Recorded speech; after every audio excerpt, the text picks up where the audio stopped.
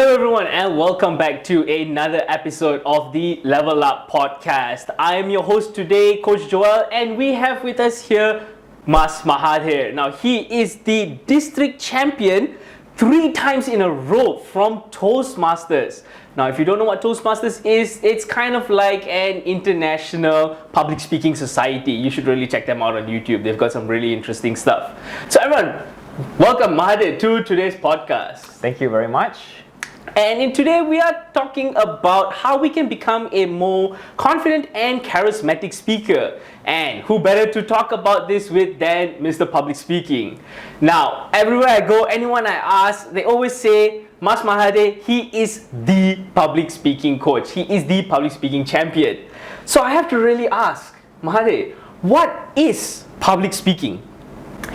Public speaking to me is as long as you are speaking to a live audience, so whether it is physically, that is already considered public speaking. Right. And even now, whether we are in the digital age and we are speaking through a lens, as long as someone through the lens is already seeing your speech, that is already considered public speaking.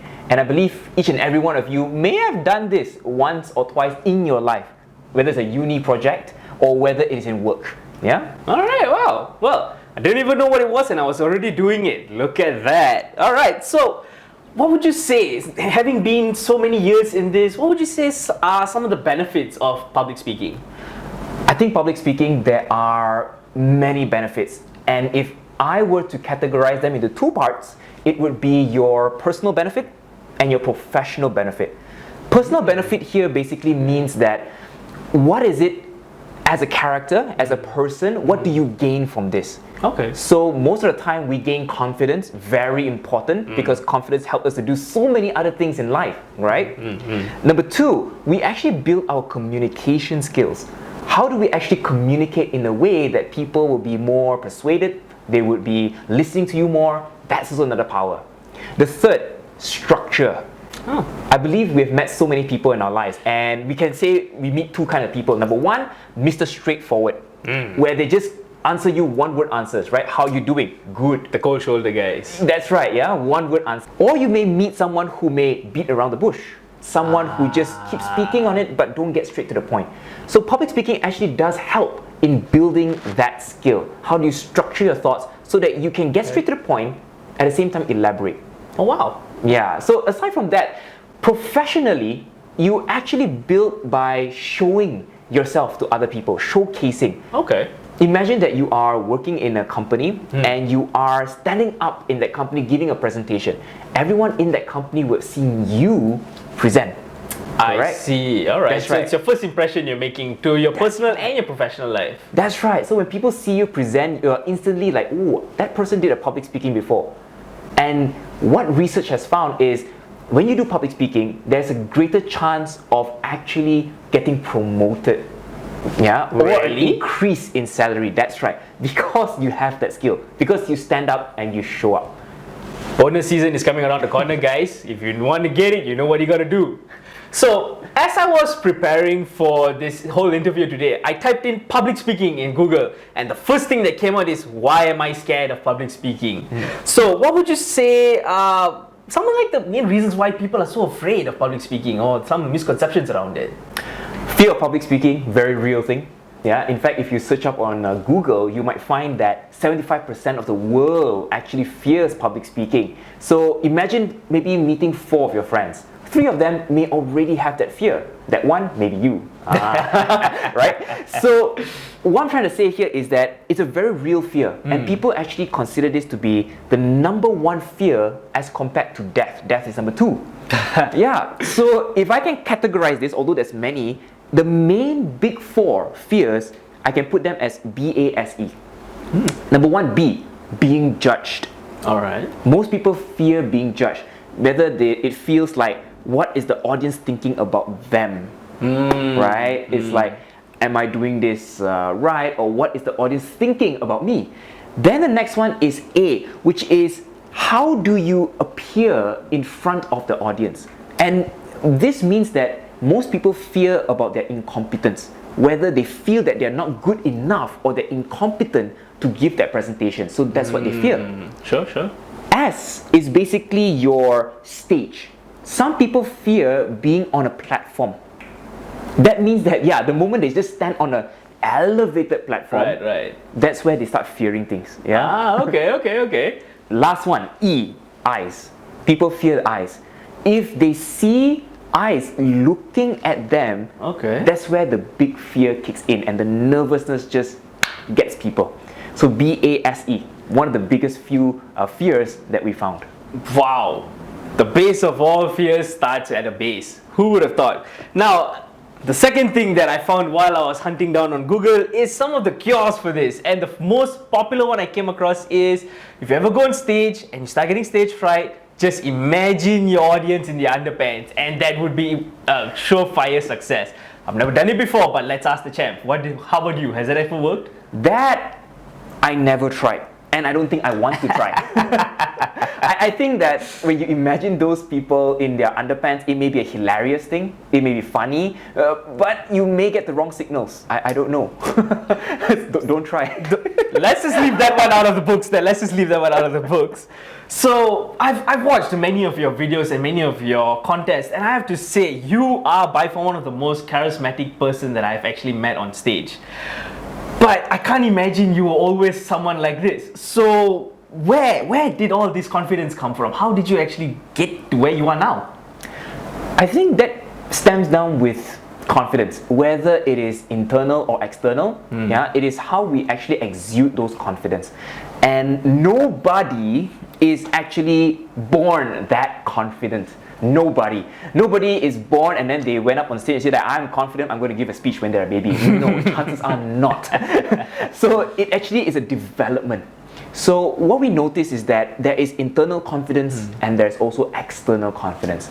Internal confidence simply means that how do you shift your mindset, number one, how do you shift your mindset to find the right thing to do on stage? So most of the time when people have this internal conflict where they feel that, oh no, in this stage, am I saying the wrong things? What's the people going to think of me? Am I going to screw up? So when they start thinking of this, it actually self-sabotage themselves. That's the internal conflict. So they need to start shifting that purpose. Okay. Right? Instead of thinking, how am I going to screw up? Or how am I going to be performing? Think about how the audience is going to get the best out of today's presentation from me. Right? So if they shift into that, it might be better. Yeah? Wow. But the second thing about internal confidence is, it is all about your strength. Okay. You need to identify your strength, your inner strength. What are you good at? I believe that confidence comes from competence. If we are competent in something, confidence follows, right? So that is something. But when it comes to external confidence and how you build externally, what we teach here at Madhuri Academy is the FAB method: familiarity, anchoring, and breathing. If you try some of these techniques, you might feel better.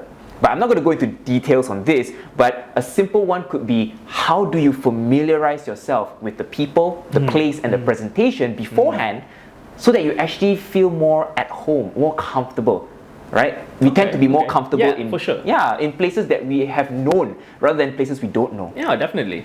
All right. And if you guys want to know a little bit more about that, you know where to go and hold on.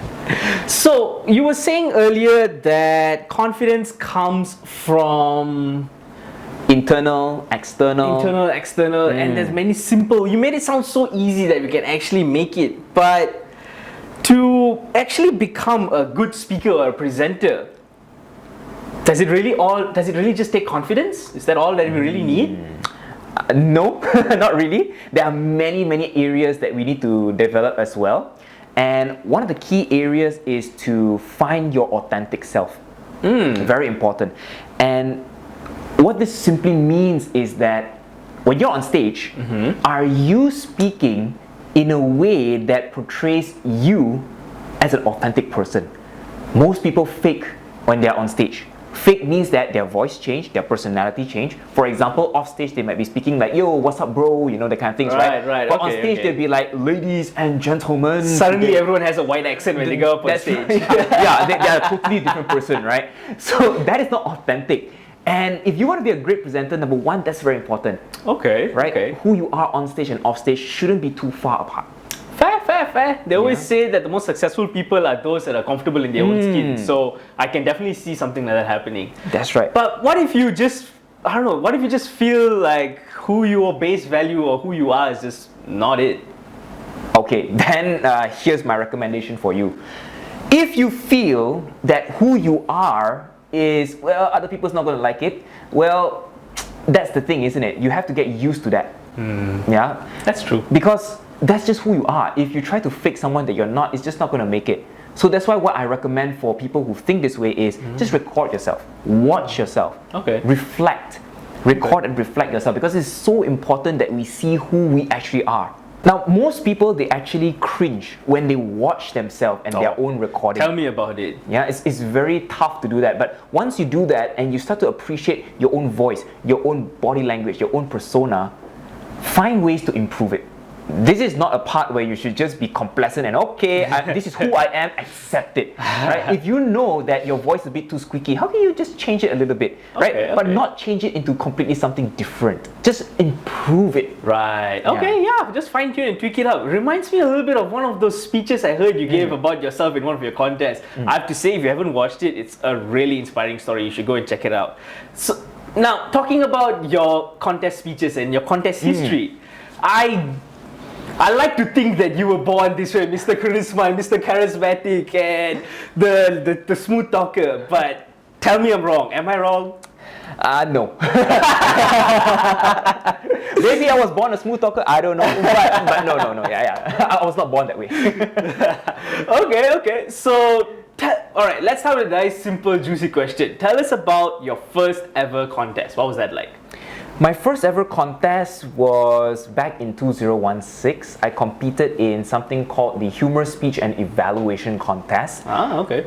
And I knew I flopped it. Although I made it to the division level, which is about 3 levels ahead, but I knew I flopped it. Although there are some people who helped me, but I just didn't know how to do it.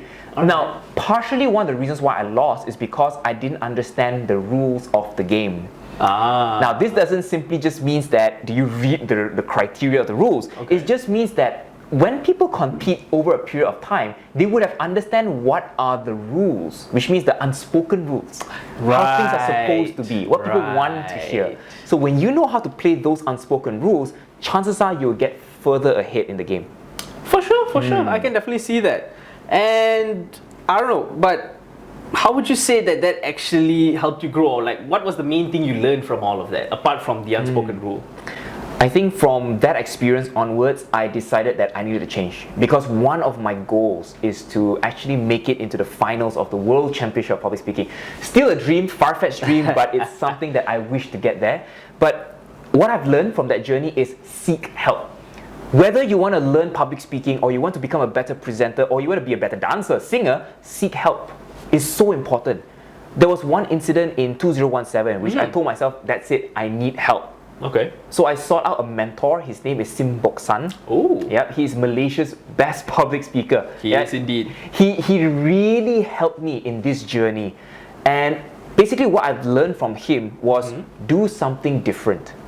Okay. And that's a key thing. Because throughout the speeches that I come to him and say, Sim, please help me with this, he kept telling me, try something different, try something that you're not comfortable with.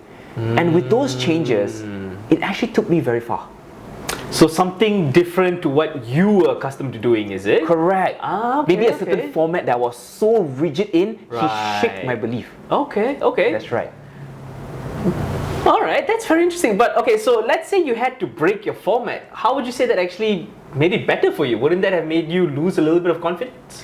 It did, because it is something different, but it also helped me to know the unspoken rules better. So it actually helped. Very fair, very fair. But it's not just Sim. Yeah, after Sim, I also sought coaching by 3 past world champions as well. Ooh. Yeah, Aaron Beverly, Mark Brown, as well as Prasian. Yeah, and all 3 of them also gave me different insights. For example, Aaron Beverly taught me about fundamentals. Okay. Yeah, which means how to tell better stories. But you have to understand the basics first before you go up, right? Because at that time I thought, okay, I've been coached by Sim, I know all these things. Right. But when I got coaching from him, he's like, dude, you don't know any fundamentals. And I was like, what? I don't know fundamentals. So he actually broke my belief, and he really helped me with that. Wow. Mark Brown taught me about emotional impact. Okay. Yeah, so how does certain lines in your speech get the best impact emotionally? How do you just swap certain words around and the impact becomes stronger? So you see, different coaches teaches different things, right? And last but not least is Presian. Now, Presian actually teaches me about how do we tell more by saying less. Tell more by saying less. If you watch his World Championship speech in 2013, Changed by Attire, he is the only speaker who has a word limit lesser than 500. Yeah, the only one. Really? Every other world champion has about 700, 600. He's the only one that one. Yeah? And you watch his speech, it's so simple. It is. Right? I found it really entertaining, honestly, and it was so animated as well as he was on stage. That's right. So when he taught me how to tell more with less words, it was so impactful. So definitely seek help. Different coaches, different teachers and trainers will be able to help you to grow in this journey, in whatever that you're doing. That's very interesting, and it got me thinking on something else as well, on how you learned so many different things from all these mentors. But what was something in common that all of your mentors actually told you? What was the common thing? The common thing is definitely, try to be different. Yeah, which goes back to what Sim has taught me. Try to be different, and they always tell me to take a risk. Take a risk. It is always better to fall while trying something new than to just go on and be blending in while everybody's doing the same thing, right? So even if you flop doing something different, you try, and that is good. So take a risk. Fair. So in your contesting journey, what would you say was the biggest risk you actually ever took? Biggest risk I ever took? Well, telling more personal stories. That's number one. I tried to stay away from telling personal stories about my parents, my mom, my dad, my family members. Because one thing is, when I tell that story, they are the audience. And if I tell something that's so embarrassing or something that is may step on their toes, I might get in trouble after the contest, even if I won. So that is something that scares me. But when I told those stories, maybe tweaked a little bit here and there, it actually connected with the audience better. Wow. And it took me further in the contest as well. I can imagine it added a whole new element to the type of stories you could even generate and the lessons that you could learn from them as well. Correct. Wow. Be daring. Don't be afraid of your mom, guys. If you think, take a risk. What's the worst she could possibly say? Come on.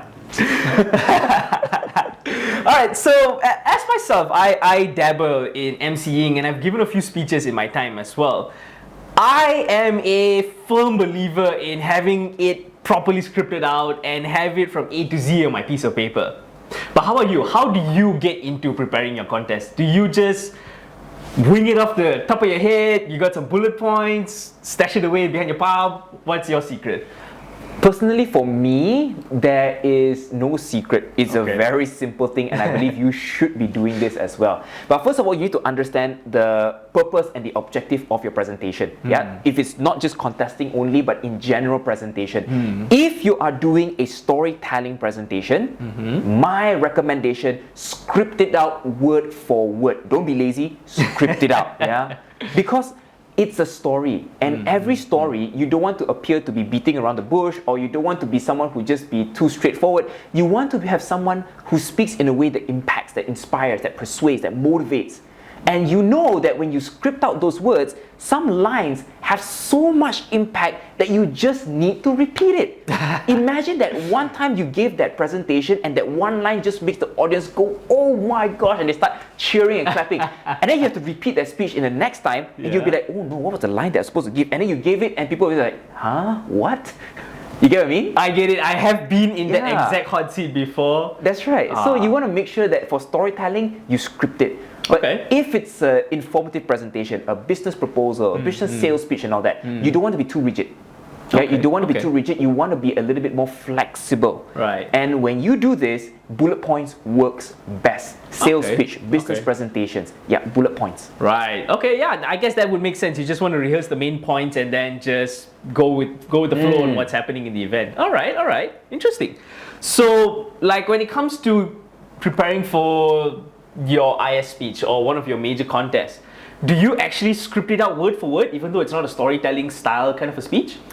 For an IS speech, actually, I would consider it to be storytelling. Oh, okay. Yeah, so definitely word for word. Wow. Even when I rehearse it, every word will come out. No words will change from the way that I present. And I learned this from my mentor. He actually rehearsed his speech hundreds of times before going to present it. Yeah, and wow. every word will be mentioned. Wow. So when you say word for word, you mean word for word that you read down. Word, no change, nothing. Wow. All right. Okay, that reminded me of another thing as well. I've heard some stories as well on how long you actually sit and rehearse and prepare on these things. So I got to know, what's the longest you've ever actually spent rehearsing or practicing for one of your competitions? Longest I've prepared.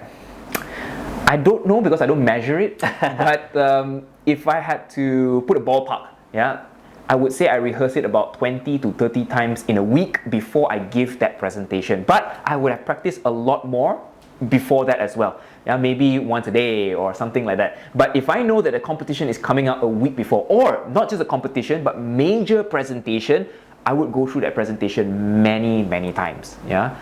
But I know this is not a practical advice for many of the listeners out there. If you do 20, 30 times, you might go crazy, right? You might be sleeping and you might be mumbling it in your sleep. That's a good thing though, but not practical.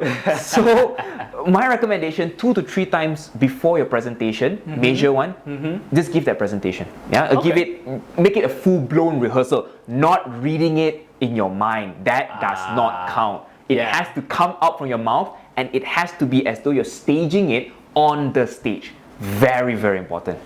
Okay. All right. A similar question then. When you are crafting a story and you say you go word for word and you do not change it on at which point prior to the contest, let's say, do you stop touching that script? You're like, nope, that's it, I'm done. I'm just gonna make the best of what I got right here. Probably 1 to 2 weeks.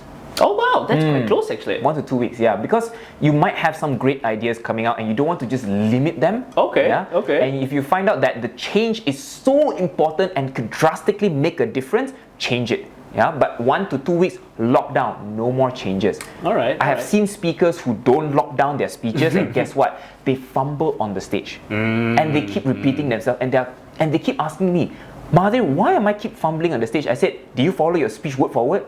No, because I got some new ideas I want to add in. I thought could be better. I said, there you go, that's the problem. So I guess sometimes taking risks has its disadvantages. Make sure it's just a calculated risk that you're doing. So I've heard a lot of your speeches. I've even attended a couple of your contests as well. And I have to say, you are very good at hooking the audience, in catching us in, engaging us, not only with just like your basic questions, but even your acronyms. You even pulled out a couple of them while we were sitting down right here. So how do you actually come up with these things or ideas to actually engage the audience? I think that, well, it doesn't have to limit to just contests. If it opens up into many other presentations, engagement is actually the priority to any presentation. Remember that any presentation is not just about you as a speaker, right? It is the message that the audience will receive. So if they do not receive it and they feel that it's just one person talking to me, they are not going to receive it, right? For sure. So you have to actually engage them. So that's why I put a lot of effort in engagement. Okay. And if you want to find ways to engage your audience, there are 2 ways. Direct engagement or indirect engagement, or I call it active and passive. Okay. Yeah. So basically, direct engagement means you're directly asking for an engagement. This could be in the form of a question. How many of you here wants to be a millionaire? Raise your hands. Yeah, there you go. Joel wants to be a millionaire, right? So something like that, that's directly trying to engage. So indirect engagement, on the other hand, means that you're not really asking them to be engaged, but they are engaged. They are leaning in. They are listening. They are nodding their heads. Why? That's because you use the power of stories. Yeah? Aristotle says that one of the pillars of persuasion, right, is pathos, which is your emotional connection. And if you can connect with your audience emotionally, they will be so invested in your speech, in your message. And to do that, stories is the best tool to connect with them. Yeah? So Emotional direct, indirect. connections, That's right. All right. So would you say like that was one of the most strongest tools you found to like really hook and engage your audience while speaking? Is Definitely. something that really hits close to home, I guess that would be some really powerful stories, yeah? Definitely, if you watch people like Simon Sinek in any of his presentation, you will notice that almost every part of his speech, there is always a story. Yeah? So stories is one powerful way to connect. All right, all right. So how about if, let's say you're going along in your speech and you notice you're starting to kind of lose your audience a little bit, or you see a couple of heads drifting off, trying to ready for a nap. What would you do to engage, to try and catch them back in? Let's look in terms of a presentation, not so much in a speech. Okay, so again, you can use one of the techniques, direct or indirect. But if let's just say that it is difficult to bring back their attention, one simple way is absolute silence. Oh. Yeah, absolutely, just go silent. Sometimes this actually creates a dramatic effect, and people will be like, "Hang on, what's happening? Is there audio failure or something?" And they look back up to the speaker, correct? Okay, right? Yeah. okay. So that's one way of doing that. Another way of doing that is to jump into an activity. Yeah, as a speaker, as a presenter, it is okay to do some form of activity, but not those vigorous ones like, hey, stand up and start doing a dance and all. Right. I don't like to do that. I wouldn't even bother standing up if someone started telling me to do that. Correct, yeah. So maybe a simple one could be something like, take out a piece of paper right now. Okay. And write down an answer to the question I'm about to share with you. Then, yeah, they can do something like that.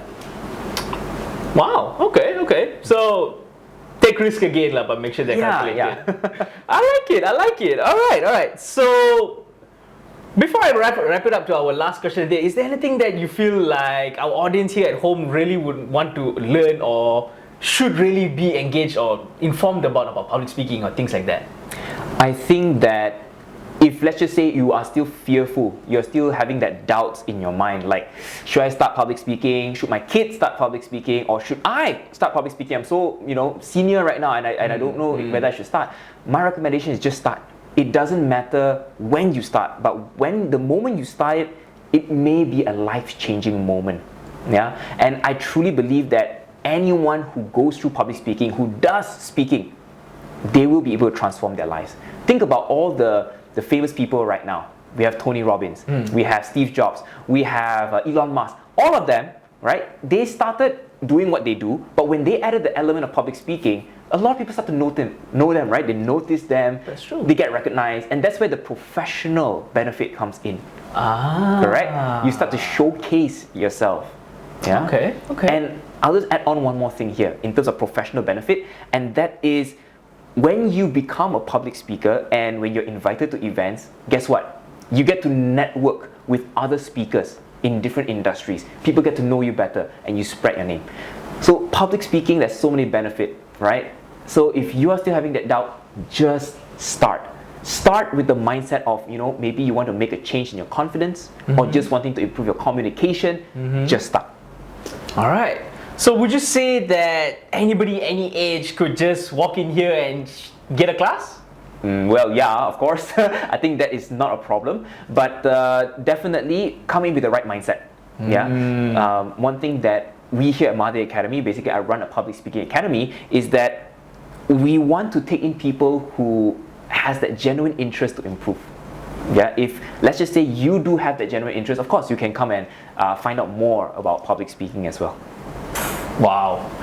I feel like I've just had the honor of a lifetime to sit down here and talk with literally a 3-time champion and actually find out all of his juicy little secrets and how he actually became the amazing public speaker that he is here with us today. I'm sure I have a million more other questions to go, but I really don't want to keep you here any longer. So I'll give you like a last minute wrap up. Is there anything you want to say to the audience at home or anyone here before we call it for a wrap for today?